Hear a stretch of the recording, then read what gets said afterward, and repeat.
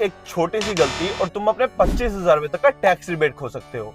और ये केस एक लेडी ने इनकम टैक्स डिपार्टमेंट को कोर्ट में हराकर प्रूव भी कर दिया। ये कहानी है मनीषा शाह की, जिसकी टोटल इनकम 7 लाख से कम थी, लेकिन उसमें short term capital gain from shares and mutual fund भी इंक्लूडेड थे। उन्होंने ITR फाइल की और सेक्शन 87A के तहत 25,000 रुपए का रिबेट क्लेम किया, क्योंकि सेक्शन कहता है कि अगर टोटल इनकम 7 लाख के अंदर है तो रिबेट मिलता है।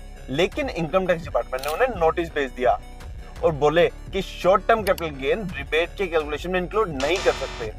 फिर मीना ने अपील की CIT तक, रिजेक्ट हो गई। उसके बाद ITAT गई और वहां जजमेंट आया।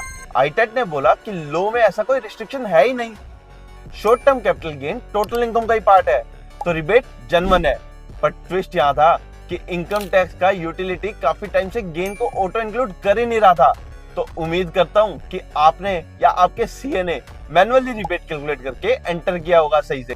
तो अगला ITR भरते वक्त याद रखना कि सेक्शन पढ़ो, समझो और अपना राइट क्लेम करो, क्योंकि कभी कभी लॉ तुम्हारी साइड होता है पर सिस्टम नहीं। और बस इसीलिए एक छोटी सी गलती और तुम अपना 25,000 रुपए तक का टैक्स रिबेट खो सकते हो।